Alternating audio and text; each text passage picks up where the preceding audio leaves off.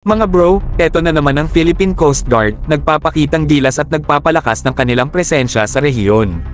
Matapos ang 5 araw sa Manado, Indonesia, ang BRP Gabriela Silang ay bumalik na sa Port Area Manila. Isa na namang patunay na hindi lang tayo bantay sa loob ng bansa kundi aktibo rin tayo sa internasyonal na arena. Ang misyon ng BRP Gabriela Silang sa Indonesia ay hindi lang ordinaryong pagbisita. Kasama ito sa pagpapalakas ng maritime partnerships ng Pilipinas sa mga karatig bansa. Strategic move ito mga bro. Sa panahon na parami ang hamon sa seguridad ng rehiyon, kailangan talaga nating ipakita na may kakayahan tayong makipag-collaborate at magbigay ng kontribusyon sa regional stability.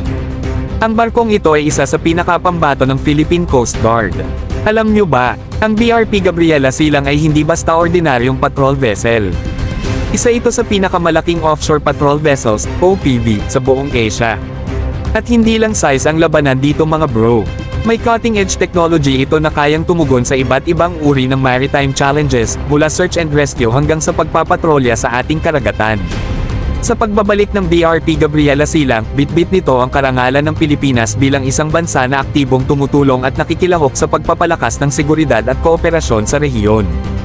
Hindi lang tayo nagpapasikat dito mga bro, nagpapakita tayo ng tunay na malasakit at kakayahan. Higit sa lahat, ang pagbabalik na ito ay isang paalala sa atin na kailangan nating suportahan ang modernisasyon ng ating Coast Guard.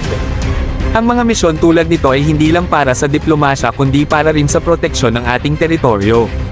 Ito ang dahilan kung bakit importante ang pagkakaroon ng mga advanced na assets tulad ng BRP Gabriela Silang.